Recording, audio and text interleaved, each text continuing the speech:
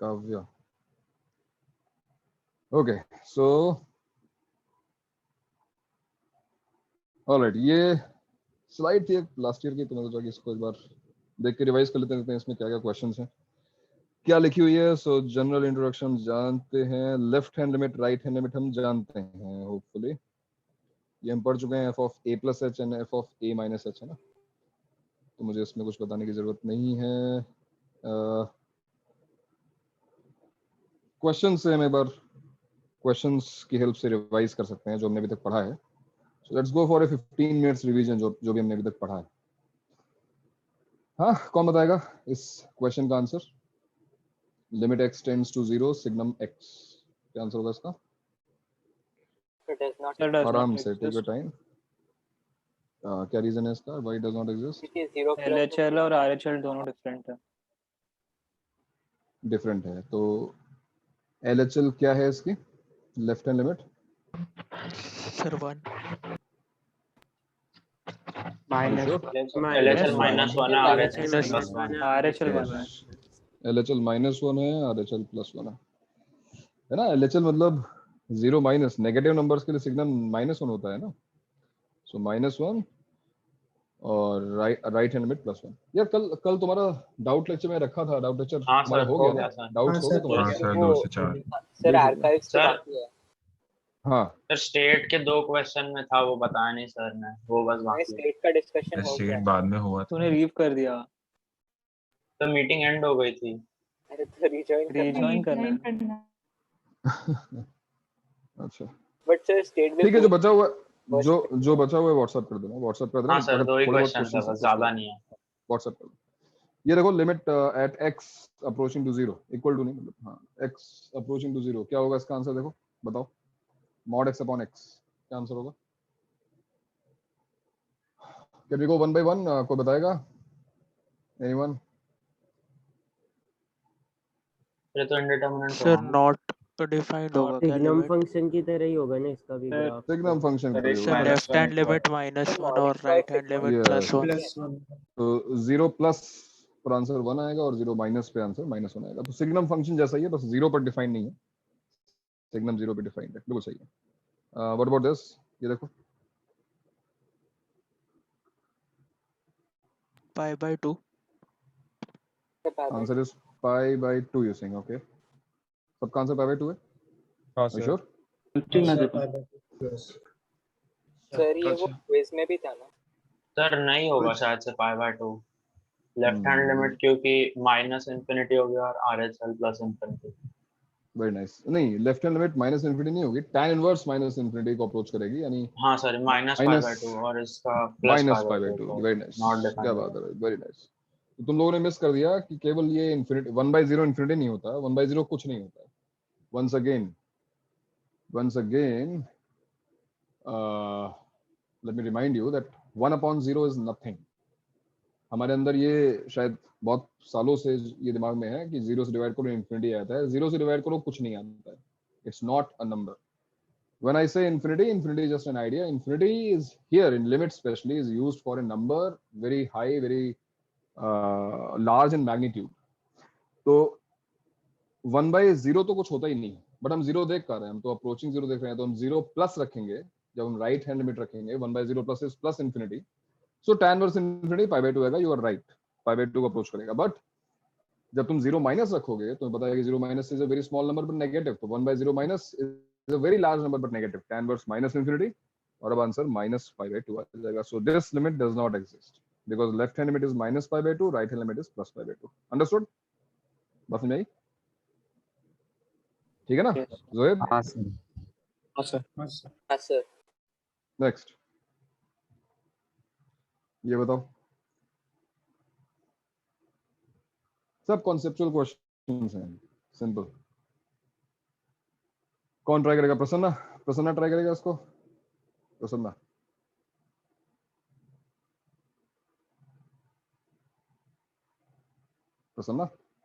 है क्या? नहीं है क्या प्रसन्ना? अच्छा, कोई और? काव्या ट्राई करेगी? सर 1/∞। 1 बाई क्या? ये बहुत डिफिकल्ट हो गया क्या? 1 by infinity है क्या? What is 1 by infinity? Sir, 0. 1 by answer is 0. भाई मॉड की वजह से हाँ सर वो तुम RHL, तुम राइट हैंड लिमिट देख लो, तुम लेफ्ट हैंड लिमिट देख लो, दोनों सेम ही आएगी, है कि नहीं? तुम RHL देखो या RHL देखो, 0 प्लस रखो या 0 माइनस रखो, मॉड की वजह से वो रहेगा 0 प्लस. अब what is ln 0 plus? ln 0 plus क्या होता है, याद है ना? Minus infinity. Minus infinity. So 1 upon minus infinity, 1 upon a very large number in magnitude. Negative positive क्या फर्क पड़ता है? If I have a very large number in denominator, 1 upon a very large number is a very small number in approaching to 0. So answer to this question is 0. ठीक है ना? इस question का answer 0 है. इसका आंसर क्या है? What is limit x tends 0 cot inverse x square? Again, because it is x square, so it doesn't matter तुम 0 plus रखो या 0 minus. x square की वजह से वो 0 plus इस बार पाई बाय 2 होगा. इस बार आंसर पाई बाय 2 होगा. Because cot inverse 0 plus is approaching to pi by 2. ठीक है. What about this? GIF x plus root over fractional part of x, limit x approaching to 0. थोड़ा सा अच्छा question है, इसको आराम से सॉल्व करके बताओ मुझे आंसर क्या आएगा.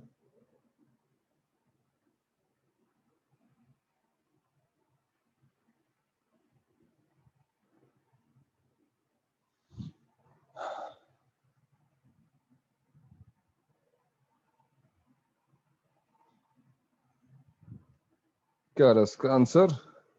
अगर हम दोनों लिमिट चेक करें, मान लो लेफ्ट हैंड लिमिट चेक करें, sir does not exist. Not defined है क्या? सर LHL और RHL अलग अलग है. अलग आ रहा है. वो एक पॉजिटिव आ रहा है और एक नेगेटिव आ रहा है.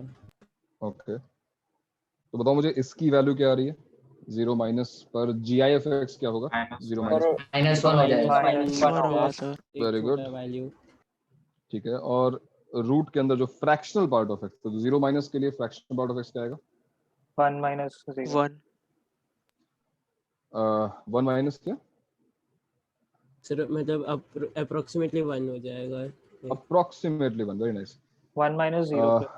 जिन लोगों को इसमें तकलीफ होती है फ्रैक्शनल पार्ट में, कुछ लोगों को दिक्कत होती है, तो मैंने हमेशा कहा है हाँ सर समझ कि इसको x माइनस GIF x लिख लिया करो. ऐसा लिखोगे तो तुम्हें फिर, क्योंकि GIF x को समझने में दिक्कत कभी नहीं आएगी. GIF x जो है ना वो इजी. अगर 0 माइनस है यानी नंबर जो है वो -1 से 0 के बीच में, तो GIF x तो क्लियर है कि GIF x की वैल्यू -1 होगी. यहाँ पर ये अप्रोचिंग 0 माइनस हमको पता ही है, और यहाँ पे एक बार फिर -1 आएगा. तो देखो साफ दिखाई दे रहा है कि ये जो नंबर रूट के अंदर है 1 को अप्रोच कर रहा है. If I ask you what is the exact value, 1 को अप्रोच तो कर रहा है, बट किस साइड से? मतलब ये 1 माइनस है कि 1 प्लस है? Can you tell me? ये नंबर 1 से स्लाइटली छोटा है, स्लाइटली बड़ा है, कुछ बता सकते हो? सर छोटा है सर. स्लाइटली छोटा, बिल्कुल सही, क्योंकि ये 0 माइनस है. हाँ, 0 माइनस मतलब एक बहुत ही छोटा नेगेटिव नंबर है, तो उसमें 1 अगर तुम ऐड करोगे तो एक 1 से स्लाइटली छोटा नंबर आएगा. मे भी कभी इन फ्यूचर जरूरत पड़े इस चीज की, यहाँ पे नहीं पड़ रही है, क्योंकि 1 - 1 answer is simply approaching to 0. तो लेफ्ट हैंड लिमिट तो 0 है. What about right hand limit? Limit x tending to 0 plus GIF x, और इसको हम फ्रैक्शन को वैसे लिखते हैं x माइनस GIF x. अब 0 प्लस का मतलब कहाँ पर है नंबर? 0 से 1 के बीच में, तो क्या होगा? GIF 0 exact 0 0 plus minus exact 0. ठीक है ना? क्या आंसर आ रहा है? 0 यार. तो तुम कह रहे थे कि लिमिट एग्जिस्ट नहीं करती है. सही, लेकिन ऊपर वाले में हमने एज्यूम किया है ना कि वो -1 पे अगर वो रूट के अंदर का चीज ऐड करेंगे तो 0 आएगा करके, वो थोड़ा तो वेरी करेगा ना. लिमिट की डेफिनेशन क्या है? तुम सही कह रहे हो कि ये वैल्यू 1 से स्लाइटली छोटी है. जब तुम यहाँ पे -1 इसमें ऐड करोगे, स्लाइटली छोटा होने की वजह से हल्का 0 माइनस आएगा. ये बात तुम्हारी सही है, बट लिमिट की डेफिनेशन क्या है? हमारा आंसर 0 माइनस नहीं होता, हमारा आंसर तो हमेशा 0 ही रहेगा ना. ये जीरो माइनस जिसको अप्रोच कर रहा है, लिमिटिंग वैल्यू जो है वो हमारा आंसर है। हमारा आंसर जीरो माइनस नहीं हो सकता, बिकॉज जीरो माइनस तो कुछ होता ही नहीं, we can not define zero minus. तो जिस किसी को ये कंफ्यूजन हो कि इसका आंसर जीरो माइनस आ रहा है, it is very good that you can comprehend that answer is not zero exact, answer is zero minus, answer is zero plus, ये बहुत अच्छी बात है। बट इस चीज का ध्यान रखो कि फाइनल जो आंसर होगा, यानी लिमिट अप्लाई करने के बाद जो आंसर आएगा, it can not be zero minus और zero plus, it is the value towards which your answer is approaching. तुम्हारा आंसर अगर जीरो माइनस को अप्रोच मतलब जीरो माइनस आ रहा है तो आंसर जीरो होगा, तुम्हारा आंसर अगर जीरो प्लस आ रहा है तो भी आंसर जीरो होगा, है ना। तो इसका आंसर जीरो ही लिखा जाएगा और इसका भी आंसर जीरो लिखा जाएगा, एंड दैट इज व्हाई। हाँ सर इस केस में हमें पता है ना इनडिटरमिनेट नहीं है, तो हम लोग डायरेक्टली x को जीरो नहीं डाल सकते। इनडिटरमिनेट तो नहीं है, बात सही है, लेकिन ये जो वैल्यू हमने क्या किया, हमने डायरेक्टली वैल्यू तो डाली, देखो ना, हमने कहा कुछ और किया, लेकिन हम कौन सी वैल्यू डालते हैं? क्या हम एग्जैक्ट जीरो डालते हैं?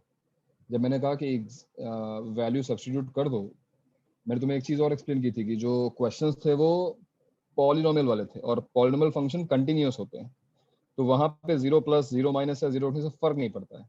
बट ये फंक्शंस डिसकंटिन्यूअस फंक्शंस हैं, मतलब जीरो प्लस पे कुछ और हैं, जीरो माइनस पे कुछ और हैं, जीरो पे कुछ और हैं, तो ये इनडिटरमिनेट तो नहीं है।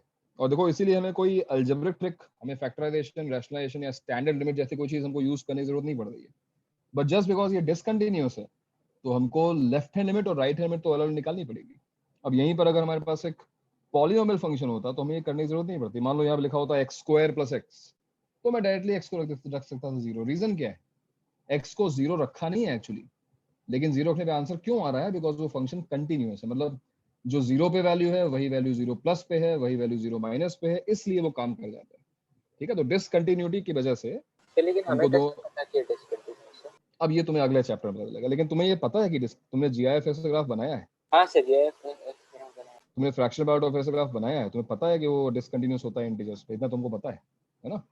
हाँ सर हाँ सर। चलो भाई, तो ये क्वेश्चन हो गया, ये थोड़ा अच्छा क्वेश्चन था, और आंसर है इसका जीरो। ठीक है, लिमिट एग्जिस्ट करती है और आंसर इसका जीरो है। What about this one? ये देखो, इस टाइप के क्वेश्चन इसलिए जरूरी है कि कम मिलते हैं, और ये वो फंक्शंस हैं जो नए फंक्शंस हैं, अभी हमने रिसेंटली पढ़े हैं, सिग्नम, जीआईएफ, फ्रैक्शन, तो थोड़ा सा इनसे जो है यूज्ड टू होना जरूरी है। सो चेक दिस आउट, बताओ मुझे। और बिल्कुल इसमें कोई मतलब फॉर्मूला लगाने की जरूरत नहीं है, बस तुम्हें वैल्यू सब्स्टिट्यूट करनी है। बट ये ध्यान रहे कि does not exist left hand limit और राइट हैंड लिमिट दोनों चेक करनी है, क्योंकि फंक्शन डिसकंटिन्यूअस है, सिग्नम भी। हाँ, तुम कहते हो डज नॉट एग्जिस्ट, ठीक है, ठीक है जोएब।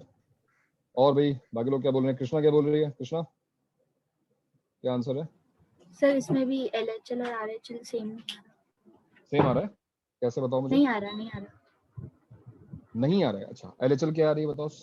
एलएचएल क्या आ रही है यहाँ पर? -1 क्या? माइनस नहीं, आसपास नहीं है, अगर आएगा तो -1 ही आएगा फिर, है ना? हाँ मतलब हाँ, तो अगर तुम -1 कह रही हो तो देखते हैं, limit x tending to 1 minus 1 से स्लाइटली छोटा, तो 1 माइनस, एंड सिग्नम क्या आएगा भाई? सिग्नम ऑफ क्या आएगा? 1 माइनस -1। What is 1 minus -1? 1 से स्लाइटली छोटी वैल्यू, जीरो से थोड़ा छोटा, negative number, zero minus correct. And what is signum 0 minus?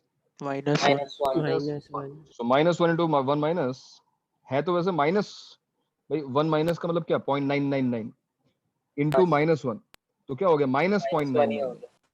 लेकिन वो अप्रोच कर रहा है -1 को, तो आंसर हम -1 ही लिखेंगे। ठीक है, अप्रोचिंग क्या होगा? Limit x tending to 1 plus into signum क्या होगा यहाँ पे? 0 प्लस, हाँ सर 1 और सिग्नम 0 प्लस क्या होगा? 1 हो जाएगा सर। 1 आएगा। This is +1, correct. ठीक है, तो ये भी सही है ना? आंसर डज नॉट एग्जिस्ट आ रहा है। वन साइडेड लिमिट, चलो मैं बताऊंगा बाद में, वन साइड लिमिट छोड़ दो अभी। ये ग्राफ पर बेस्ड एक क्वेश्चन है, इसको जरा ट्राई करते हैं। देखो पढ़ो इस क्वेश्चन को। gx दिया हुआ है, fx कहाँ है? fx टाइप का भूल गया। सर ग्राफ दिया है ना। एक मिनट, चलो ठीक है, उसको बाद में करते हैं। ऐसा एक क्वेश्चन मैंने सिमिलर कराया हुआ है, फंडामेंटल थ्योरम,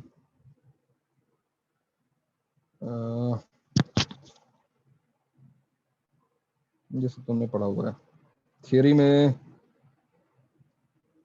ये सब कौन आ गया भाई?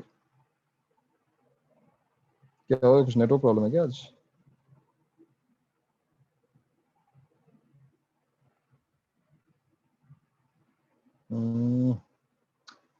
पॉइंट लास्ट के पहले कैसे आ गया?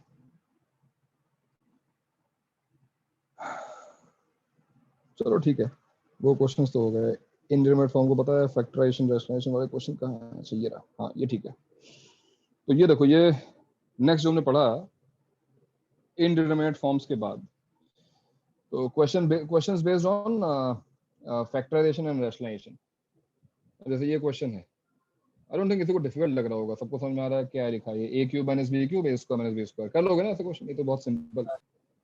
हाँ सर। ये भी वही चीज है, भले ट्रिग्नोमेट्रिक फंक्शंस हैं बट ये वही लिखा हुआ है, A cube minus B cube and A cube plus A minus 2, factorization है ना, फैक्टराइज करो आंसर आ जाएगा। इस क्वेश्चन में क्या करना है? रैशनलाइजेशन। हाँ, हमने पहले चेक कर लिया कि 0/0 फॉर्म है और उसको हमने रैशनलाइज कर लिया, ठीक है। x टेंड्स टू 9 है तो ऊपर 0 आ रहा है और नीचे भी 0 आ रहा है, तो उसको एक बार फिर रैशनलाइज कर लो।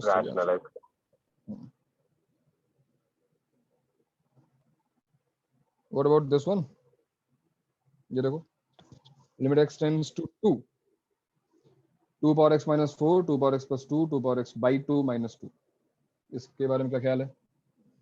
2 पावर x माइनस 4 को हम रैशनलाइज कर सकते हैं। 2 पावर x माइनस 4 को फैक्टराइज कर सकते हैं, क्योंकि 2 पावर x को लिख सकते हैं 2 पावर x बाई 2 का होल स्क्वायर, 4 को 2 स्क्वायर, और देखो डिनोमिनेटर में वो एक फैक्टर है 2 पावर x बाई 2 माइनस 2, वो कैंसिल हो जाएगा। सही बात, ये सब फैक्टर, ये इन्फिनिटी नहीं, अभी नहीं, इन्फिनिटी नहीं, इनफाइनाइट लिमिट्स हम पढ़ेंगे बाद में। क्यों मिक्स हो गया सब साइड, कुछ बीच में मिस हो गया लग रहा है। ये इन्फिनिटी माइनस इन्फिनिटी फॉर्म आ गया। चलो ठीक है, हो गया अभी इसमें। हम स्टार्ट करते हैं वापस, थोड़ा सा रिवीजन हो गया, अच्छी बात। हाँ तो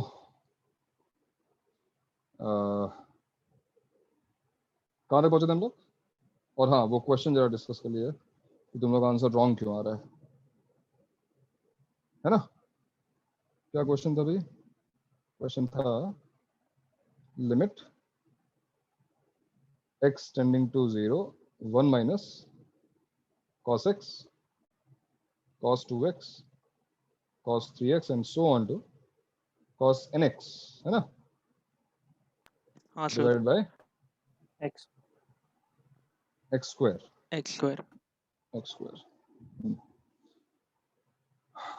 तो कुछ लोगों ने सॉल्व किया, उसके क्या क्या आंसर्स आए भाई? अभी कुछ ने बताया उसका आंसर कुछ और आया, 1/2 times sigma n square minus half आया उसका आंसर। और किसी ने सॉल्व किया? सो कोई सॉल्व कर पाया? और हाँ सर, मेरा आंसर बहुत अजीब सा आया। क्या आंसर है बताओ? कोई बात 15 + 4n/2। नहीं, 15 + 4n आंसर वेरीफाई करना बहुत आसान है। देखो ना, अगर तुम n को 1 रखोगे, अगर तुम n को 1 रख दो तो ये लिखा है 1 minus cos x upon x square, तो आंसर हाफ आना चाहिए। तो तुम्हारे आंसर में अगर n को 1 रखने पे आंसर हाफ आ रहा है, अभी भी ये गारंटी नहीं है कि वो सही होगा, बट हाँ एक टेस्ट वो पास हो गया। ऐसे n इक्वल्स टू 2 वाला केस हमने सॉल्व किया था, cos x cos 2x, उसका आंसर 5/2 आया था। तो अगर ये दोनों टेस्ट पास हो रहा है तो आंसर तुम्हारा सही होना चाहिए, आई होप। तो ये आंसर सही नहीं। और किसने सॉल्व किया? नहीं किया। क्या हमारी सेम प्रॉब्लम हो रहा था, कैसे इवैल्यूएट करेंगे?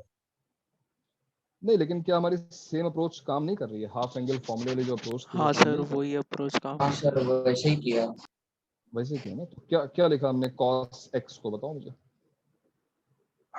cos x को हम क्या लिख सकते 2 हैं? sin square x plus 1 minus 2 -2 sin square x. 1 minus 2 sin square x by 2। अगला देखो 1 माइनस 2 sin स्क्वायर x, इसका देखो 1 minus 2 sin square 3x by 2 and so on to 1 minus 2 sin square nx by 2। इसमें तो कोई surprising चीज नहीं है, सभी को समझ में आ रहा है कि हमने हाफ एंगल फॉर्मूला यूज किया है।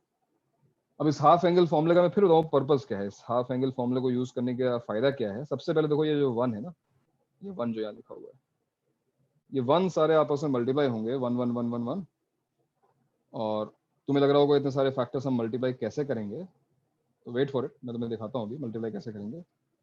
लेकिन अभी फिलहाल ये तो तुम्हें समझ में आ रहा है कि सारी टर्म्स एक दूसरे से मल्टीप्लाई होंगी, तो एक टर्म तो डेफिनेटली 1 आने वाली है, ये सबको दिख रहा होगा, है ना। Yes sir. इस हाँ, ब्रैकेट के sir. अंदर एक 1 आएगा। If I ask you what should be the next term, अब नेक्स्ट टर्म क्या आनी चाहिए, again there will be lot of terms because यहाँ पे n फैक्टर्स हैं, तो बहुत सारी टर्म्स आएंगी। बट अगर हम एक सॉर्टिंग बनाएं, एक मान लो पावर्स का इंक्रीजिंग ऑर्डर देखें, या मान लो जो टर्म्स का कॉम्प्लिकेशन है उसकी सॉर्टिंग बनाएं, जैसे कि पहली टर्म ने कांस्टेंट टर्म लिखी है, नेक्स्ट सिंप्लीफाइड टर्म कौन सी होगी, देखो ना, ये जो -2 sin स्क्वायर x by 2 है, फ्रूट्स वाला आएगा ना, ये सारे नहीं, सम ऑफ फ्रूट्स, ये सारे 1 से मल्टीप्लाई होगा, राइट।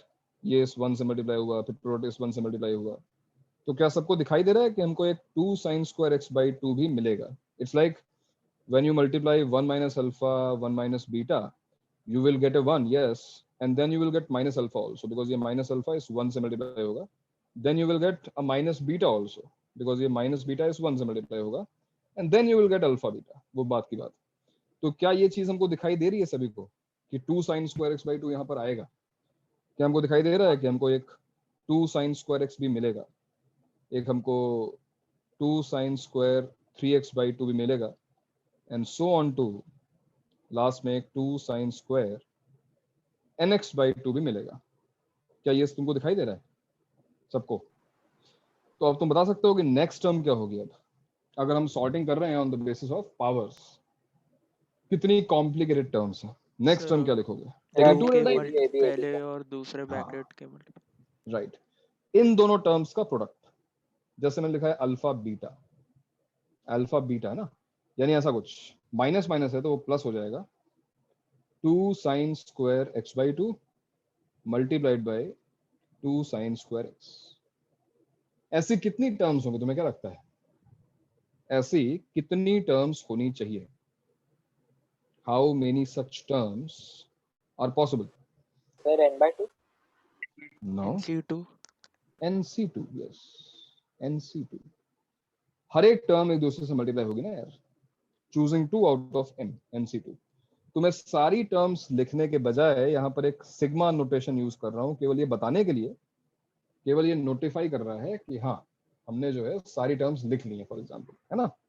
क्या तुम बता सकते हो कि इसकी नेक्स्ट टर्म क्या आएगी? अब इसकी नेक्स्ट टर्म अगर पावर्स को देखें, अब 3 टर्म्स मल्टीप्लाई हो जाएंगी, right, this term into this term into this, हाँ sir, this will be sigma multiplication of 3 terms, I am not writing, and so on, ये बढ़ता जाएगा। मुझे पूरा मल्टीप्लिकेशन लिखने की जरूरत नहीं है, मैं तुम्हें केवल एक्सप्लेन कर रहा था। अब जरा सोचो, डिनोमिनेटर में एक x स्क्वायर है, डिनोमिनेटर में एक x स्क्वायर है, सबसे पहले तो ये 1 और 1 कैंसिल हो गया, ठीक, 1 और 1 कैंसिल कर दो, बाहर ये माइनस है, ये माइनस क्या करेगा, हर एक टर्म के साइन को रिवर्स कर देगा। तो अब देखो तुम्हारे पास क्या है, if I take 2 common, I have this 2 sin square x by 2, फिर sin स्क्वायर x से लेकर sin स्क्वायर nx by 2। इसके बाद जो ये जो प्लस था वो माइनस हो गया, और सिग्मा 2 टर्म्स का प्रोडक्ट, फिर प्लस सिग्मा 3 टर्म्स का product, and so on, and whole divide, ये पूरी चीज जो है वो x स्क्वायर से डिवाइड हो गई। अगर मैं इस x स्क्वायर को अलग अलग सम्स के डिनोमिनेटर में ले जाऊं, है ना, सबके डिनोमिनेटर में ले जाऊं, जरा सोचो, हम इसको जो पहला जो ब्रैकेट है, जो पहली चीज है, उसको बाद में सोचेंगे, जरा सोचो इन टर्म्स के बारे में, इन टर्म्स के बारे में। For example sir increasing degree होंगे क्या? नहीं, जरा पहले इसके बारे में सोचो। जैसे मैं केवल एक टर्म लूँ यहाँ पर, 2 sin square x by 2 into 2 sin square x whole divided by x square, क्या लगता है इसकी वैल्यू क्या होगी इफ x टेंड्स टू 0? क्या होगी इसकी वैल्यू, बताओ। इफ x सर 0 0 हो गया, सबको दिख रही है, because sin square x upon x square, ये तो 1 हो गया, भाई जहां भी sin x बाई x बना वो तो 1 हो गया, लेकिन क्योंकि हमारे पास एक्स्ट्रा साइन स्क्वायर है और ये x 0 को अप्रोच कर रहा है, तो ये वैल्यू 0 को अप्रोच करेगी, ये 2 बाहर लिखा हुआ है, और ये वैल्यू 1 को अप्रोच करेगी। तो क्या फर्क पड़ता है कि ये 1 को अप्रोच करेगा या 2 को करेगा? अगर एक टर्म 0 को अप्रोच कर रही है तो इसका आंसर तो 0 ही हो जाएगा ना।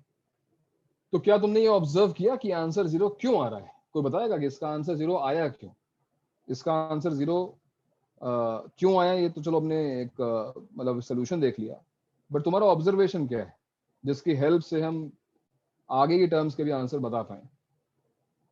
क्या तुमने ऑब्जर्व किया कि जो डिग्री है इस टर्म की वो एक तरीके से 4 है, देखो ना, यहाँ पे 2 और यहाँ पे 2, और डिनोमिनेटर की जो डिग्री है वो 2 है। डिग्री का कंपैरिजन क्यों हो रहा है? बिकॉज हमको पता है कि sin x बाई x 1 होता है, डिग्री 1, ये इसका आंसर 1 को अप्रोच करता है। अगर न्यूमरेटर की डिग्री ज्यादा है, अगर न्यूमरेटर में ज्यादा साइन की टर्म्स हैं, तो ये ऑब्वियस नहीं है कि आंसर हमारा 0 को अप्रोच करेगा? बताओ। अगर हाँ सर, लिखा बाकी हुआ है हाँ sir. sin cube x upon x, तो ये ऑब्वियस नहीं है कि आंसर 0 को अप्रोच करेगा, बिकॉज एक sin x बाई x तो 1 हो गया, जो दूसरा sin स्क्वायर x बचा हुआ है वो तो 0 को अप्रोच करवा देगा।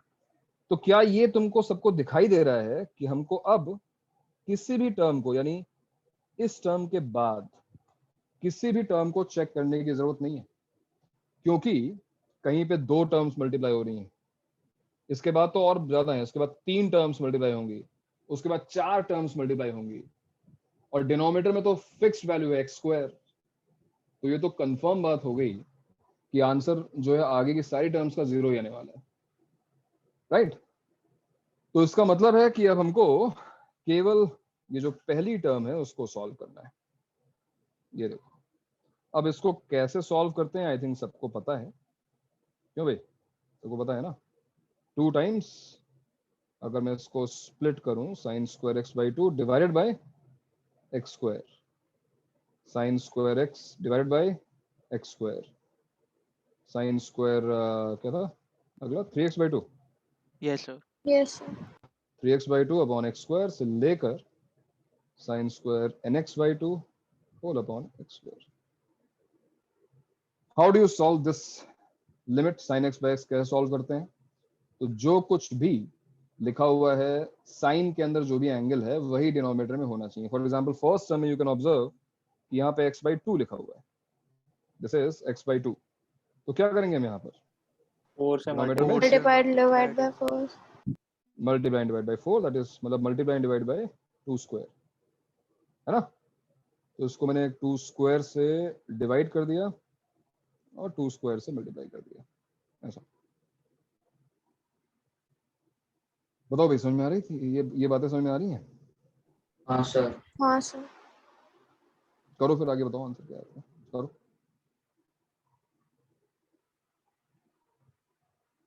निकालो answer.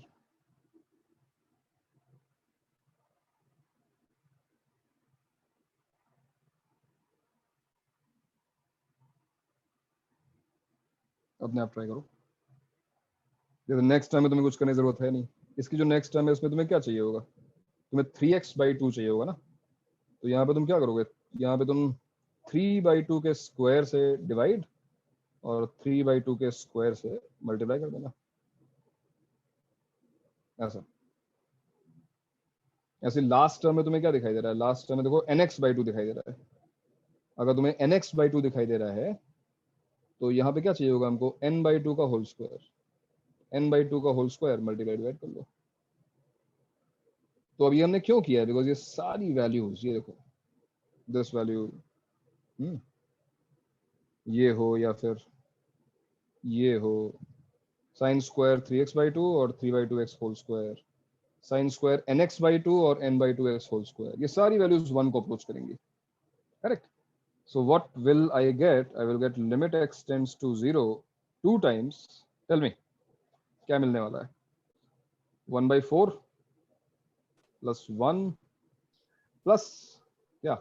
9 by 4। 9 by 4 3 square by 4, अगला आएगा 4 square by 4 sort of, और लास्ट में क्या आएगा? n square by 4।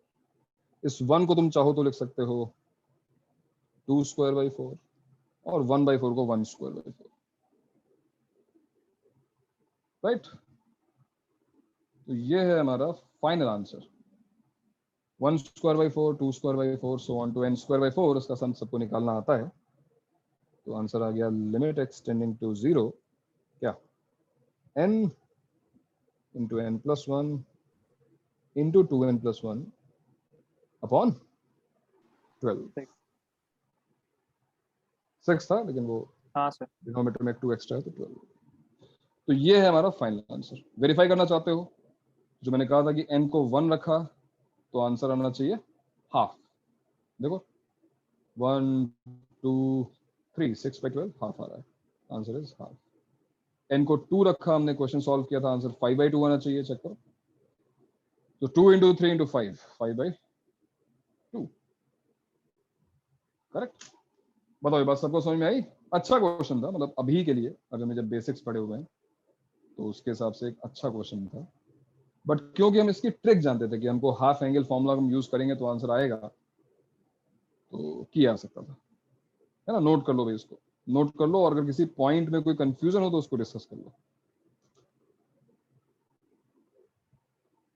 Because I think, पता है तुमको ये आइडिया लगा कि नहीं लगा, बट इस चैप्टर में somewhere we are dealing with infinity.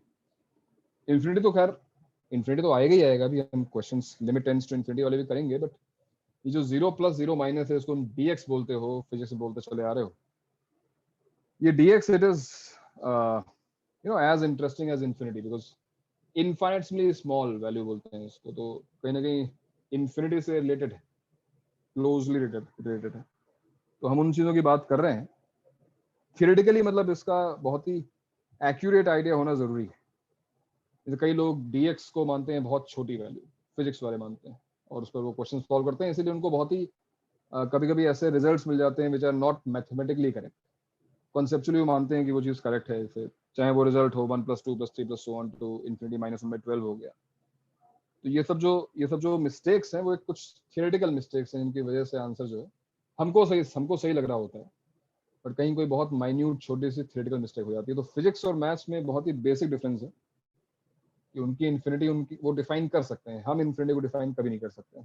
Similarly वो 0 प्लस को भी अपने हिसाब से डिफाइन कर सकते हैं, जैसे उन्होंने sin 37 डिग्री को डिफाइन किया है, मैथ्स में नहीं कर सकते। सर आपने जो रेड में जो लिखा है सर, वो कौन से टर्म का लिखा है? मैंने रेड से जो लिखा है वो 2 टर्म्स का जो प्रोडक्ट हो रहा है, मैंने इस टर्म को सॉल्व किया। देखो 2 sin square x/2 और 2 sin square x का प्रोडक्ट, ये मैंने तुम्हें सॉल्व करके दिखाया कि इसका आंसर 0 आना चाहिए। ठीक है, टेकिंग 2 एट अ टाइम। तो अगर टेकिंग 2 एट अ टाइम 0 आ रहा है, तो taking 3 at a time, 4 at a time, 5 at a time, n at a time सब 0 आएगा। सर मैंने जब इसको किया था सर, मैं भी इसी मेथड से जा रहा था, पर फिर इतने सारे ब्रैकेट लिख के मेरे को वो पता नहीं चला था कि उसका ओपनिंग कैसे होगा, और मेरे को ये दिखा नहीं था कि लास्ट टर्म 0 हो जाएंगे। तो सर वो मैंने पहले वाले cos x के बाद वाला खोलना स्टार्ट किया था, तो वो एक पैटर्न जैसे निकल के आ रहा था कि अगर मैंने cos 2x को खोला और बाकी पूरे टर्म्स को कुछ k मान लिया, तो वो 1 - cos x times 1 - 2 sin square x times k हो जाता है। तो उसको फिर 1 - cos x टाइम्स k/x², और एक टर्म लेके वो एक बार बार ब्रेक हो रहा था। एक मिनट, तुम्हारा मेथड शायद तुम ये कह रहे हो, कुछ ऐसा था, limit x tending to 0 1 - cos x cos 2x so on to cos nx। ये हमारा क्वेश्चन। तुमने क्या किया, तुमने केवल लास्ट टर्म को ओपन किया, क्योंकि बहुत सारे फैक्टर्स तुम कैंसिल नहीं करना चाहते थे एक साथ, मल्टीप्लाई नहीं करना चाहते थे। तो तुमने क्या किया, ध्यान सुनो भाई, उसकी बात, बड़ा अच्छा मेथड यहाँ से भी निकल के आएगा अभी। तो cos n-1x तक तो ठीक है, बट तुमने केवल लास्ट टर्म को, आई होप यही वाला फॉर्मूला यूज किया, 1 - 2 sin square nx/2। क्यों? Yes sir. यही फॉर्मूला यूज किया, n whole divide by x²। और अब हम स्प्लिट करें, अगर हम स्प्लिट करें तो लिमिट x टेंड्स टू 0 क्या आएगा, 1 - अगर मैं इन सारी टर्म्स को 1 में मल्टीप्लाई करूं तो ये आएगा 1 minus cos x cos 2x so on to cos n minus 1x whole upon x square। और जब ये सारी टर्म्स मल्टीप्लाई होंगी इस टर्म से 2 sin square nx by 2 से, माइनस ऑलरेडी यहाँ पर है तो देखो ये प्लस हो जाएगा, राइट। प्लस प्लस क्या आएगा भाई, प्लस ये आएगा cos x cos 2x so on to cos n minus 1x 2 times sin square nx by 2 and whole divided by x square। Now there is a reason मैंने इसको ln क्यों assume किया है, l suffix n क्यों डाला है, because ये n तक जा रहा है। तो अगर मैंने इसको ln assume किया है, can you tell me कि ये क्या होना चाहिए फिर उस हिसाब से, ये ln minus 1 ln minus तो ये होना चाहिए ln minus 1, राइट। और लिमिट डिस्ट्रीब्यूट कर दो। अब जो दूसरी लिमिट यहाँ बच रही इसको हमको सॉल्व करना पड़ेगा। Look at this part cos x cos x cos n minus 1x, last में एक sin स्क्वायर nx by 2 है डिवाइडेड बाय x स्क्वायर। क्या ये टर्म बॉदर कर रही है? नहीं, क्योंकि cos 0 1 होगा। देखो बॉदर वही टर्म करेगी जो 0 को अप्रोच करती है, स्पेशली डिनोमिनेटर में जब होती है। न्यूमरेटर वाली टर्म तो हमें परेशान करती ही नहीं है ना भाई। मैं अगर 0 डालूंगा इसलिए cos 0 1 है, ये cos 0 1 है, सारी टर्म्स 1 है, बस ये टर्म 0 को अप्रोच कर रही है और ये टर्म 0 को अप्रोच कर रही है। तो हमको sin x by x पता भी है। यहाँ पे तो हम n by 4 से कर सकते हैं क्या, मल्टीप्लाई डिवाइड n by 2 के होल स्क्वायर से डिवाइड और मल्टीप्लाई किया तो इतनी चीज तो 1 बन जाएगी, है ना, जैसे हमने Yes, पिछली sir. बार सॉल्व किया, ये चीज 1 बन जाएगी। तो इवेंचुअली क्या बचेगा हमारे पास, क्या रिलेशन आ गया, ln equals to ln minus 1 plus n square by 4। बात समझ में आई? n square by 2 n square by 2 times, हाँ sorry correct, 2 times n square by 4 यानी कि n square by 2। तो ये मेथड है तुम्हारा। तुम यहां पहुंचोगे, यहां पहुंचने के बाद क्या करोगे, अब तुम n की वैल्यूज डालना शुरू करोगे। जैसे n को रखा हमने 2, l2 equal to l1 plus l2 equal to l1 plus 2 square by 2, l3 equals to l2 plus हमने इनको अब रखा है 3 square by 2, l4 equals to l3 plus 4 square by 2 and so on to ln equals to ln minus 1 plus n square by 2। और अगर हम सबको add कर दें टेलीस्कोपिंग, ये कैंसिल हो गया, ln निकल जाएगा। ln क्या होगा भाई, l1, what is l1? l1 क्या है भाई, l1 का मतलब क्या है, l1 का मतलब है हाँ, n को 1 डाल दो, 1 minus cos x by x square half, so it is half plus 2 square by 2 plus 3 square by 2 and so on to n square by 2। So 1 square 2 square 3 square so on to n square by 2। फिर से answer आ गया, ठीक है ना। तुम्हारा जो method है उसमें बस तुमने जो पूरा मल्टीप्लिकेशन था वो तुमने अवॉइड कर दिया, ठीक है, अच्छा है।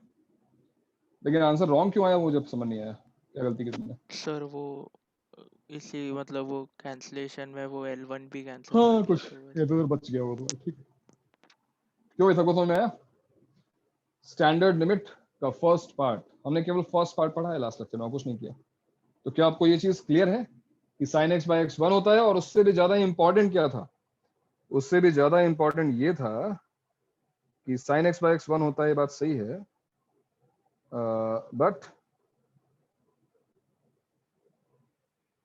ये वाली चीज कि limit x tending to a sine of fx, कोई भी फंक्शन ऑफ x हो, divide by function of x। Obviously continuity और मतलब LHL RHL तुम्हें चेक करना पड़ेगा, बट आंसर 1 होगा if जब मैं लिखा था limit x tending to a fx is approaching to 0। क्यों 0 बाय 0 बनना जरूरी है, अच्छा एग्जैक्ट 0 भी नहीं, मतलब ये अप्रोचिंग 0 होना चाहिए ना। तो ये चीज हमेशा वर्क करेगी, इसका ध्यान रखना।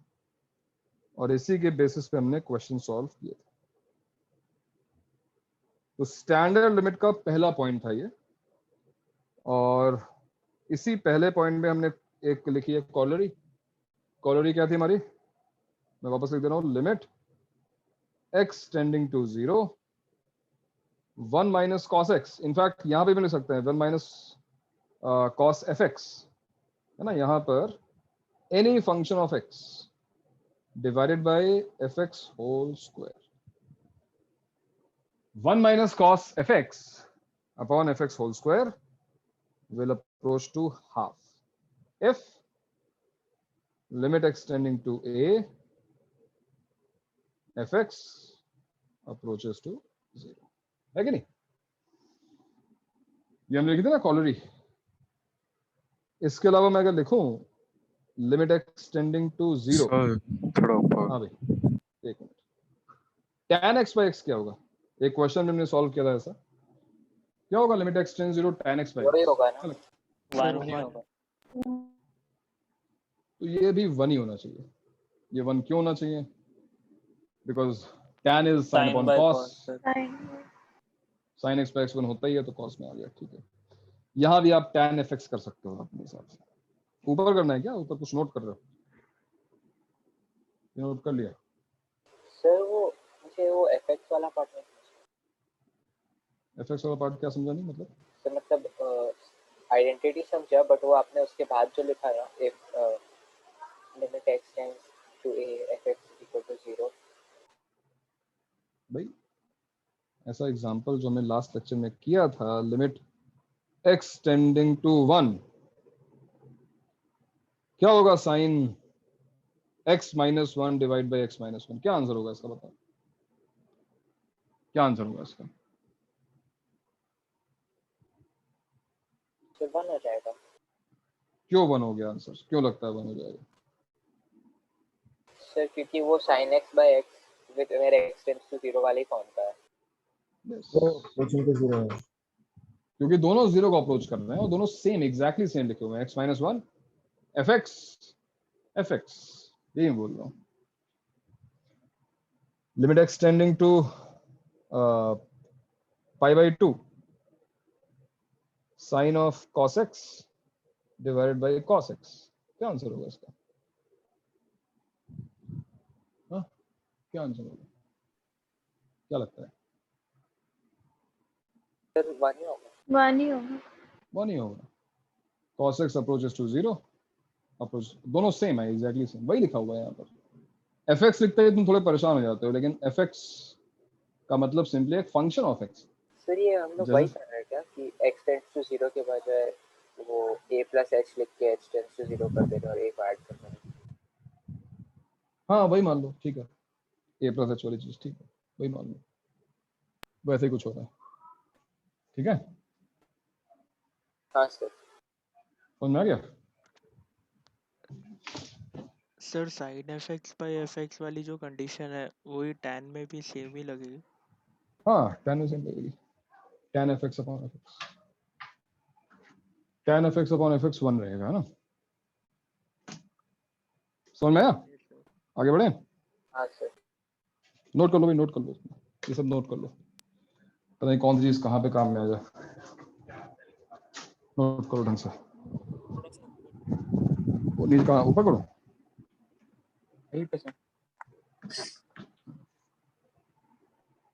सर थोड़ा 2 लाइन से ऊपर कर दीजिए ना। ये लीजिए। थैंक यू सर, हो गया। एक मिनट, इसकी बैटरी लो है यार, चार्जर कहाँ गया?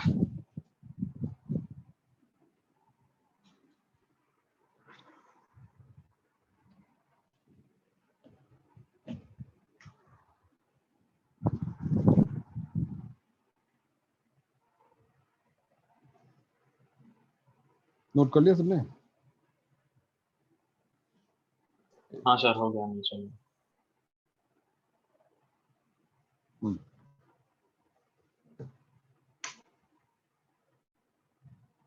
चलो तो आगे बढ़ते भैया हम लोग। एक मिनट, यहाँ पर मैं एक पॉइंट, या मैं उसको सेकेंड पॉइंट में लिखवा देता हूँ, अलग से लिखना ठीक रहेगा। स्टैंडर्ड लिमिट का सेकेंड पॉइंट, ठीक है। फर्स्ट पॉइंट था sin x by x 1, ये इसकी कॉलरीज हो गई। अब सेकेंड पॉइंट में limit x tending to 0 sine inverse x by x आता है, ITF। पहले ITF इसलिए बिकॉज तुमको पता है कि ITF को ट्रिग्नोमेट्रिक फंक्शन में कन्वर्ट करना बड़ा आसान है।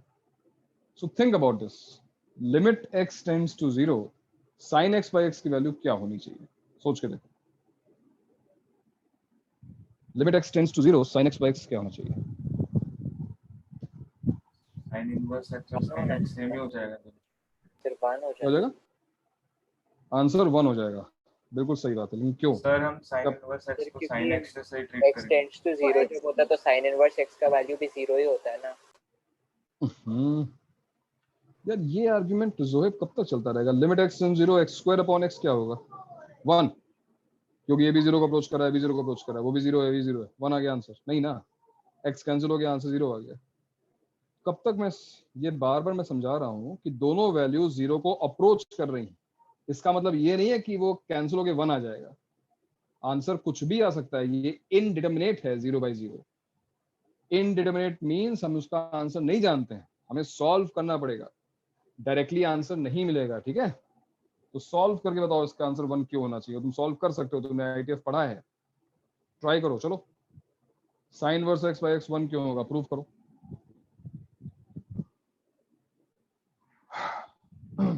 आराम से करो। और ITF सॉल्व करने का मेथड क्या है?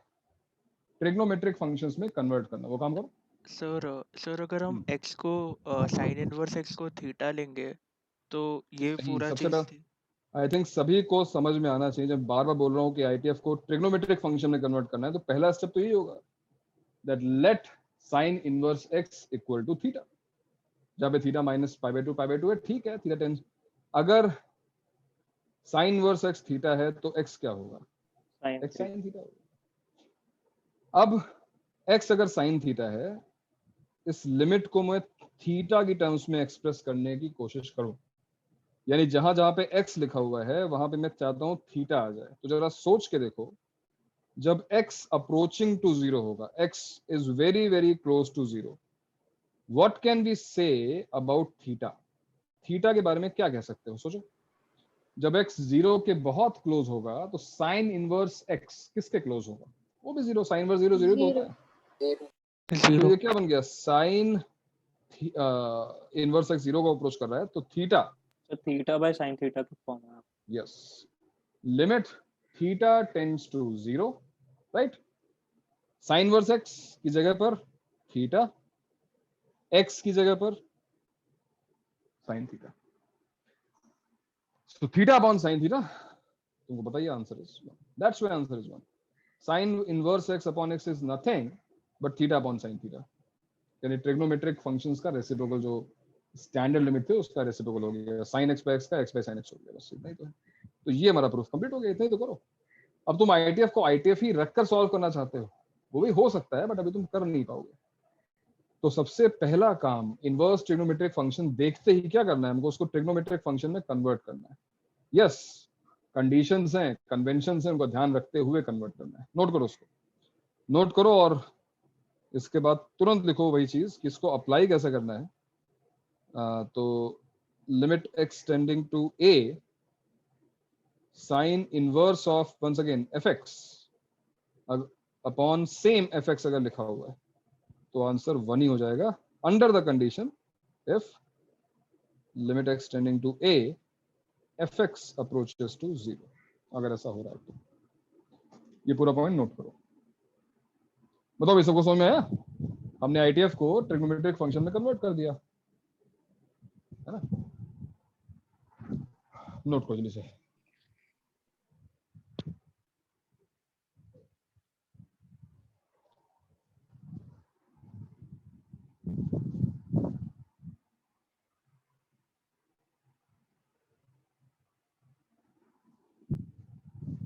सर आज का वो अभ्यास सेशन कौन लेंगे? अब यार हर ग्रुप में अलग अलग टीचर्स हैं, और तुम्हारा किस चीज का है? अभ्यास सेशन है क्या? सर मैथ्स का है, रेड हाउस मैथ्स का। तो तुम रेड हाउस में हो? ओहो, हाँ सर। फायर रोको मतलब? अरे सर Red- वैसा कुछ नहीं, रेड हाउस बैड बॉय इसलिए। खुद से ही सीखा है। आई थिंक यार मुझे एग्जैक्टली मुझे लग रहा है मेरा ही है शायद। नहीं सर, आप ग्रीन हाउस का लो। अब भाई वो जो बना के दिया गया है, मैं देखता हूँ उसमें क्या क्या किसको उसको असाइन किया। मुझे 2 बैचेस असाइन है, मुझे इतना पता है। कोई 2 मुझे असाइन है, मतलब 11 बच्चे हैं, 12 बच्चे ऐसे कुछ है। सर बाकी किसको? 2 बैचेस फिक्स हैं। होता है क्या? हाँ अभी फिक्स मतलब है आप उसको। सिर्फ उन्हीं बैचेस का लोगे?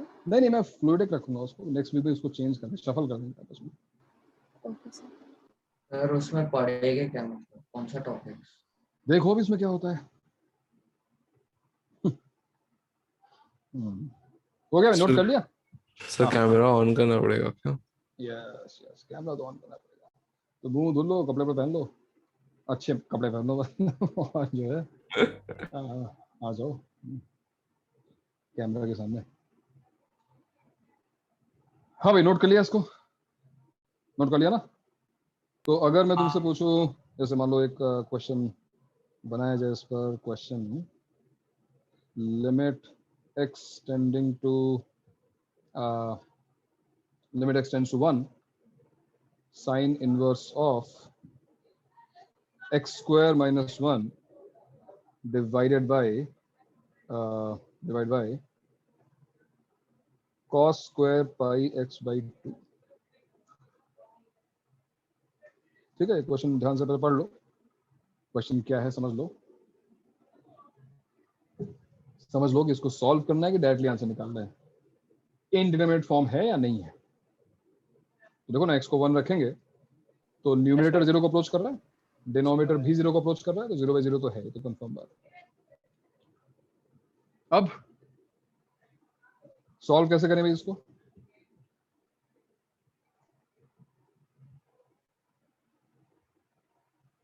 तुम्हें याद हो पिछले लेक्चर में मैंने कहा था सब्स्टिट्यूशन ऐसा करो कि लिमिट 0 को अप्रोच करे, हमेशा तुम्हारा काम आसान हो जाएगा।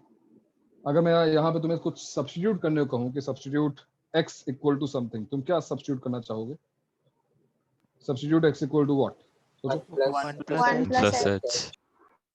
1 plus h, बिकॉज अगर x 1 को अप्रोच कर रहा है और x को मैंने 1 plus h अज्यूम कर लिया, तो now h must tends to approach to 0। 0।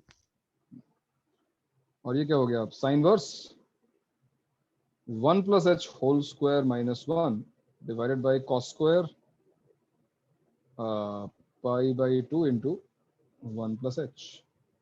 चलो इसको मैं सॉल्व करूं या तुम खुद करोगे? चलो इसको कम से कम इतना तो सॉल्व कर लें। ये आएगा h स्क्वायर प्लस 2h, और यहाँ पे क्या आएगा भाई? ये क्या बन जाएगा? What is cos 90? देखो ना, पाई by 2 plus pi h by 2, 90 plus theta. What is cos 90 plus theta?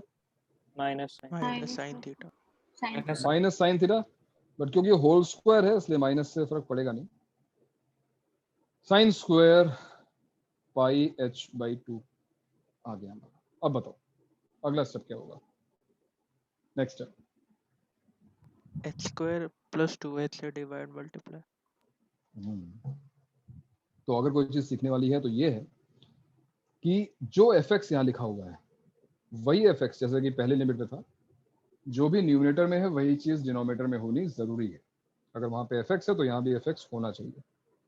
तो देखो यहाँ पे अगर h स्क्वायर प्लस 2h है तो हमको डिनोमिनेटर में भी h स्क्वायर प्लस 2h लाना होगा। इसका मतलब पहला स्टेप क्या होना चाहिए?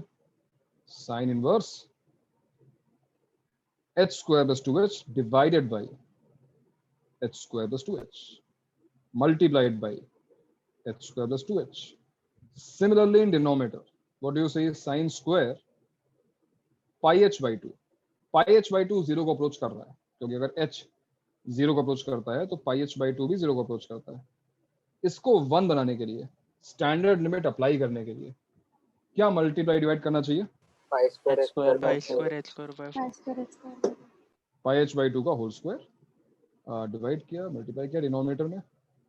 चलो यहाँ पे कर देते हैं पाई h बाई 2 का होल स्क्वायर। अब क्या होगा भाई? ये टर्म देखो, ये इतनी, ये पूरी टर्म 1 बन जाएगी। इस टर्म को देखो, ये भी पूरी टर्म 1 बन जाएगी।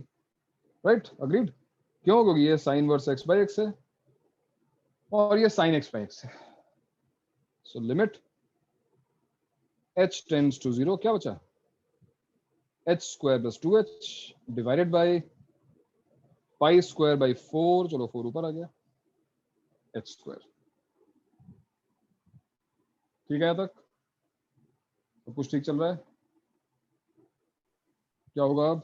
एक h कैंसिल कर देते हैं, स्प्लिट कर सकते हैं। एक h स्प्लिट नहीं कर सकते हैं। क्यों नहीं कर सकते हैं स्प्लिट? ये तो अपने आप सोचो। तो ये हमको दिखाई दे रहा है, नॉट एग्जिस्ट वाला है केस में। हाँ, तो लिमिट को स्प्लिट नहीं कर सकते हैं। h अप्रोचिंग टू 0 है और यहाँ पर देखो एक h बच रहा है, ये तो 1 बन गया, लेकिन यहाँ पर एक h बच गया।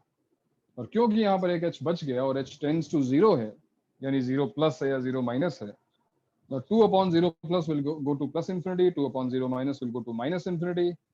सो our answer is not defined. Sir एक doubt, otherwise limit does not exist, जो भी लिखने साहब लिख सकते हैं। हाँ सर अगर h टेंड्स टू 0 है तो हम लोग कभी भी h और h कैंसिल कर सकते हैं? हाँ, क्यों नहीं, तब से वही तो कर रहे हैं। x टेंड्स टू 0 है ना, तो x 0 थोड़ी ना हुआ, 0 के आसपास। ठीक है, एक सेकंड ऊपर स्क्रॉल करो। हाँ और ऊपर क्वेश्चन ये रहा, सॉल्यूशन ये रहा। देख लो भाई, किसी स्टेप में किसी को डाउट हो और अल्टीमेटली आंसर अनडिफाइंड क्यों हुआ समझ में आ रहा है? क्योंकि डिनोमिनेटर में एक h बच गया है। अज्यूम करो कि यहाँ पे ये आई मीन यहाँ पे h स्क्वायर ना होकर केवल h होता, केवल h होता तो तुम्हें आंसर मिल गया होता, है ना? लेकिन क्योंकि यहाँ पर h स्क्वायर है, इसलिए answer is not defined. Answer not defined है, यानी इन अदर वर्ड्स मैग्नीट्यूड में बहुत बड़ा आंसर आएगा, है ना? क्या कंक्लूड कर सकते हो इस आंसर से, इस एक्सप्रेशन के बारे में? इसका आंसर अगर नॉट डिफाइंड आ रहा है तो आप क्या कंक्लूड कर सकते हैं? इसका आंसर नॉट डिफाइंड आ रहा है। क्यों नॉट डिफाइंड आ रहा है? Because right hand limit goes to plus infinity, left hand limit goes to minus infinity, not defined. इस एक्सप्रेशन के बारे में क्या बोल सकते हो?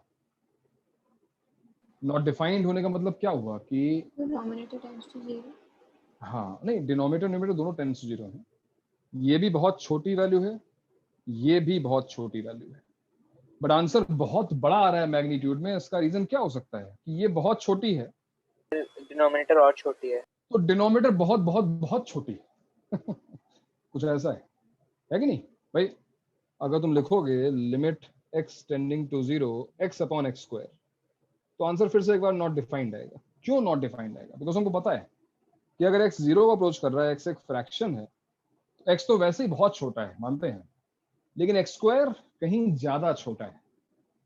तो ये नॉट डिफाइंड तुम्हें क्या बता रहा है? कि डिनोमिनेटर कहीं ज्यादा छोटा है। वही चीज यहाँ पर कि sine inverse x square minus 1 छोटा है, but cos square pi x by 2 बहुत छोटा है, and that's why answer is not defined. थोड़ा सा दिमाग में आइडिया लगता रहे हम क्या कर रहे हैं, है ना? तो ये इनवर्स वाला पार्ट हो गया। और जैसा हमने साइन एक्स बाई एक्स में किया था, तो अगर ये sine inverse x by x के लिए करेक्ट है, तो ये tan इनवर्स के लिए भी करेक्ट होगा। तो इसी के साथ इसमें ये भी लिख लो कि limit x tending to 0 tan inverse x by x भी 1 होता है। Fine, tan inverse x by x by 1 होता है।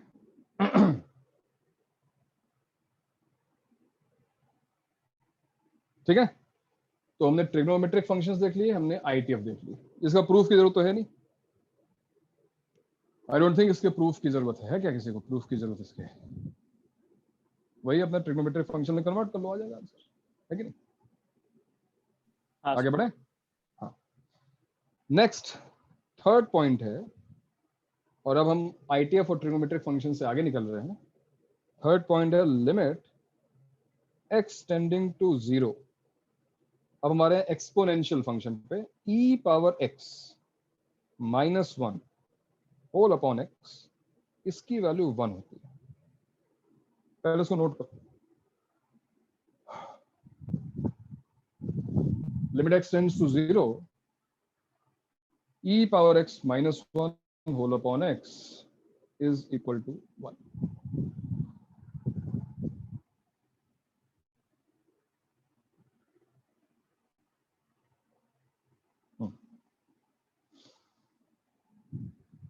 कैसे मान ले भाई ये 1 होता है,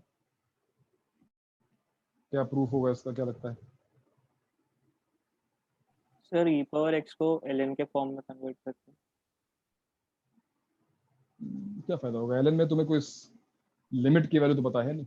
एक्चुअली उल्टा होता है, जो ln वाली लिमिट है ना वो e पावर x से आती है. इसका जो प्रूफ है, इसके कई प्रूफ्स हैं, लेकिन सर उसको e पावर x माइनस 1 तो e पावर x प्लस 1 से मल्टीप्लाई डिवाइड कर सकते हैं. किससे? e power x plus 1. कर दिया. उसके बाद मान लो कर दिया मैंने, ठीक है. अब क्यों करा तुमने e पावर x प्लस 1 से? हाँ सर, डिनोमिनेटर का तो इशू नहीं आएगा. डिनोमिनेटर में क्या नहीं आएगा? वो अगर डिनोमिनेटर में हो तो तब थोड़ा सेंस बनाता है. सर इसमें e पावर x का एक्सपेंशन यूज कर सकते हैं. पर अगर मुझे एक्सपेंशन ना बताओ तो क्या?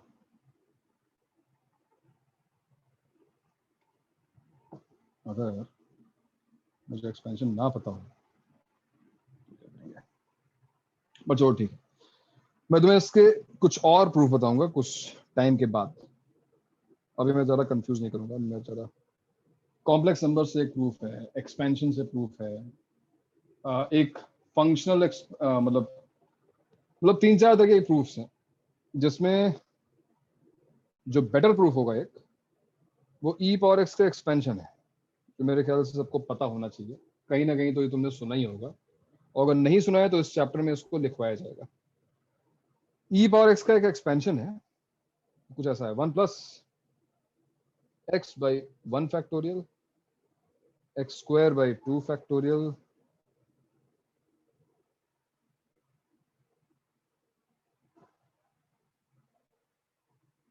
x cube by 3 factorial, and this goes till infinity.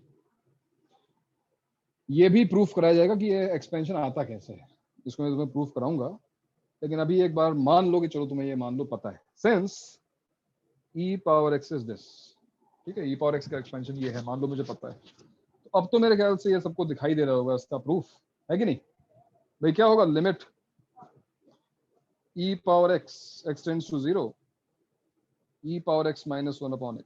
क्या होगा ये? Limit x tends 0. देखो ना, e पावर x को अगर मैंने सब्स्टिट्यूट किया 1 1 कैंसिल हो जाएगा. x by 1 factorial, x square by 2 factorial, x cube by 3 factorial goes to infinity divide by x. x by x 1 हो गया, और बाकी हर एक टर्म में तुम इसको डिवाइड करोगे तो एक x बच जाएगा, वो सारी टर्म 0 हो जाएंगी. Answer is 1. तो ये बेस्ट प्रूफ है, कंसीडरिंग कि बहुत कम स्टेप्स में आ जाता है आंसर. लेकिन अगर तुम इससे सेटिस्फाइड नहीं हो कि हमें तो एक्सपेंशन पता ही नहीं है, तो मैं बाकी तुम्हें प्रूफ बताऊंगा, उसका वेट करो. फिलहाल इस लिमिट, स्टैंडर्ड लिमिट को याद करना जरूरी है. उसको याद करो, इस लिमिट को याद रखना जरूरी है. नोट करो उसको. सर इसको ग्राफ से कर सकते हैं क्या? नहीं, ग्राफ से कोई प्रूफ नहीं होगा यार. ग्राफ से क्या प्रूफ करोगे? ग्राफ से क्या प्रूफ करोगे बताओ मुझे. नहीं, मैंने सोचा कि मतलब e पावर x माइनस 1 का ग्राफ प्लॉट करेंगे और y इक्वल्स टू x का प्लॉट करेंगे, तो फिर मतलब जो एकदम x टेंड्स टू 0 जब होगा तब मतलब तभी वो उसी पॉइंट पे वो यस, वो एक्चुअली उस पॉइंट पर वो उसकी टेंजेंट होगी. जैसे sin x की टेंजेंट x होती है ना, वैसे e पावर x माइनस 1 की tangent y equal to x हो जाएगी. और थियोरेटिकली आंसर उसका फिर 1 आना चाहिए, लेकिन प्रूफ नहीं है ना अभी, उसका हमें प्रूफ नहीं मिला है. और वो जो तुम बता रहे हो ग्राफिकल, उस चीज को हम पेन डाउन करेंगे, उसको हम उसका भी प्रूफ निकालेंगे, बट थोड़ी सी कैलकुलस पढ़ने के बाद, जब हम dy बाई dx पढ़ेंगे तब मैं उस तरीके का प्रूफ तुम्हें दिखाऊंगा. अभी के लिए ठीक है, केवल ये मत समझो कि वो दोनों बहुत क्लोज आ गए. ये समझो कि वो लाइन उसकी टेंजेंट हो गई. जब दो कर्व्स टेंजेंट हो जाते हैं, देखो मैं थोड़ा सा एक थियोरेटिकल सा पॉइंट है कि अगर दो कर्व्स एक पॉइंट पे टच कर रहे हैं, जरूरी लाइन हो, कर्व्स हैं, एक पॉइंट पे टच करना है। एक पॉइंट पे टच करना वैसे ही पॉसिबल नहीं है ना, प्रैक्टिकली पॉसिबल नहीं है। इसका मतलब ये है कि दो बहुत ही क्लोज पॉइंट पे ये लाइन कट करके निकल रही है। मतलब इसका जो माइक्रोस्कोपिक व्यू होगा उसके अकॉर्डिंग यहाँ पे दो बहुत क्लोज पॉइंट है, दो बहुत क्लोज पॉइंट है जहां पर ये लाइन इसको कट करके निकल गई है। तो केवल इतने इंटरवल में इन दोनों पॉइंट्स के बीच में अगर देखा जाए तो दोनों कर्व्स एक्चुअली सेम हो चुके हैं, है कि नहीं? ये दोनों पॉइंट्स अगर इन्फिनिटली क्लोज हैं, बहुत ज्यादा क्लोज हैं, इनके बीच में अगर देखा जाए तो ये लाइन और ये कर्व सेम हो चुका है, and that is why answer is 1। चाहे वो sin x by x हो, चाहे sin inverse x by x हो, चाहे वो e power x minus 1 upon x हो। तो ये एक्सप्लेनेशन चलेगा, बट उसको जिसको समझ में आता है वो उसको चेक कर रहा हो तो वरना वो तुम्हारे मार्क्स काट लेगा, ठीक है? तो इसलिए प्रूफ जो है वो ऐसे एक्सेप्टेबल है। तो इसका आंसर तो 1 आ रहा है, और इसकी तुम्हें एक कोरोलरी पता होनी चाहिए जो कि ये है। पहले तो वही चीज जो हम लिखते हैं बार बार, e to the power fx, x tends to a, e power कुछ भी हो -1 होना चाहिए और डिनोमिनेटर में भी fx होना चाहिए। तो answer is 1 if f of x या फिर if limit x tending to a, f of x approaches to 0। ठीक है ना? ये बात सब लोग समझ पा रहे हैं भाई? फॉर एग्जाम्पल एक क्वेश्चन देखो, limit x tending to pi by 2 e to the power cos x minus 1 divided by let's say x minus pi by 2। मान लो ये क्वेश्चन आता है, कैसे सॉल्व करना चाहिए भाई? क्या ये 0 by 0 है? क्या ये है ना 0 by 0? है सर। हाँ सर। अब तुम्हें दिखाई दे रहा है e power cos x, e power fx, जो कि 0 को अप्रोच कर रहा है as x approaches to pi by 2। तो इसको 1 बनाने के लिए डिनोमिनेटर में भी fx चाहिए। सर cos x से डिवाइड और मल्टीप्लाई कर दीजिए। तो cos x से अगर मैंने डिवाइड और मल्टीप्लाई कर दिया तो ये देखो cos x और ये देखो e power cos x minus 1, e power fx minus 1 upon fx, ये चीज तो 1 को अप्रोच करेगी। अब जो बचा है cos x upon x minus pi by 2, तो बताइए कि अगर नहीं दिख रहा है तो x को हम pi by 2 plus h डाल देंगे। cos pi by 2 plus h क्या हो जाएगा? माइनस sin h, और x को pi by 2 plus h डाला तो यहाँ पे आ गया h, sin h by h भी 1 हो जाएगा। Answer is -1। Answer is simply -1। ये बात समझ में आई? तो इस तरीके के क्वेश्चन अगर e पावर में दिखाई दें तो हमेशा fx से डिवाइड मल्टीप्लाई करना है, और हमेशा तुम्हें e पावर x नहीं मिलेगा। एक और कॉलर यहाँ पे लिखते हैं, what if you have base a power x -1 upon x। भाई जरूर ना कि एक्सपोनेंशियल फंक्शन में बेस e ही हो, a भी तो हो सकता है। हाँ, बेस हमेशा पॉजिटिव रहेगा, कंफर्म बात। अब बताओ,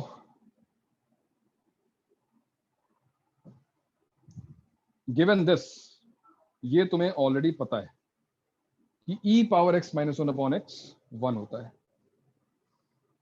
can you find limit x tends 0, a power x -1 upon x क्या होगा?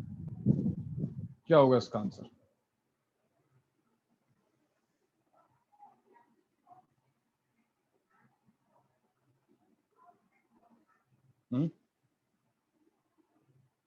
तुम्हें अगर ये ऑलरेडी पता है, ये लिमिट हमको पता है ऑलरेडी, ठीक है, तो क्या तुम इसका आंसर बता सकते हो? a power x -1 upon x का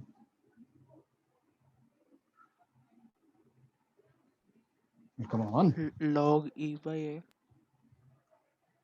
log e by a क्या हम इस a को e बना सकते हैं? क्या हम a को लिख सकते हैं e to the power ln a? हाँ सर। ये किसी को याद आ रहा है? हाँ सर। हाँ सर। भाई e ये प्रॉपर्टी हमारी है a to the power log b base a। अगर दोनों बेस सेम है तो आंसर इज b। ln का मतलब bs e है, तो आंसर a ही हो गया ना। क्या फायदा हुआ इसका? अब देखो ये इस फॉर्म में आ गया। किस फॉर्म में? e power fx। अगर ये अपॉन fx मिल जाए तो काम हो जाएगा। अब देखो यहाँ पे क्या है, यहाँ पे x ln a है, तो डिनोमिनेटर में क्या करोगे, एक ln a से डिवाइड और ln a से मल्टीप्लाई। तो ये जो पूरी चीज है ये 1 को अप्रोच करेगी। और अब देखो तुम्हारा आंसर क्या आ गया, limit x tending to 0 a power x minus 1 whole upon x will be equal to ln a। तुम a की जगह पर e डाल के चेक भी कर सकते हो। ln e क्या होता है, 1, तो उस केस में आंसर 1 आ रहा था, यहाँ पे आंसर ln a आएगा। नोट करो, आंसर इज ln a।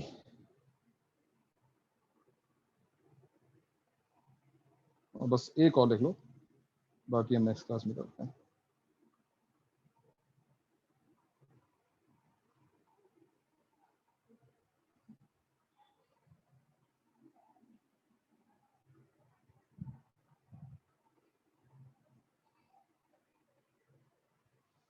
ये लॉगरिथमिक फंक्शंस के लिए स्टैंडर्ड लिमिट है। ध्यान रहे कि ln लिखा हुआ है, ln लिखा हुआ है मतलब जो बेस है वो e है इसका, ठीक है।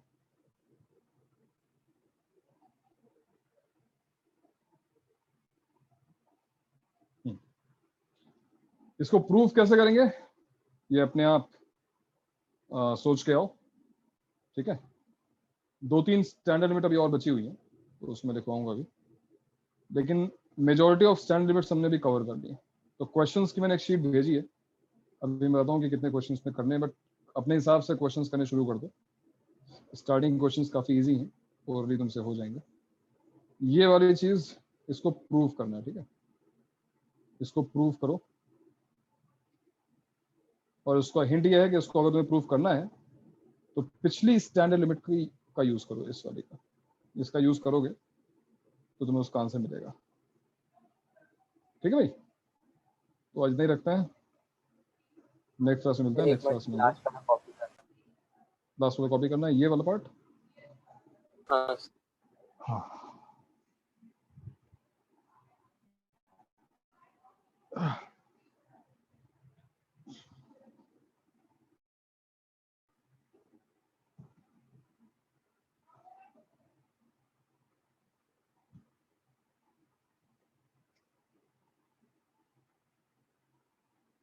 ln 1 + x, ये बस ध्यान रहे कि जो यहाँ लिखा है वही डिनोमिनेटर में लिखा होना चाहिए, तभी 1 होगा। और ये चीज 0 को अप्रोच करनी चाहिए, ऐसा नहीं कुछ भी लिखा हो तो आंसर लिख देंगे।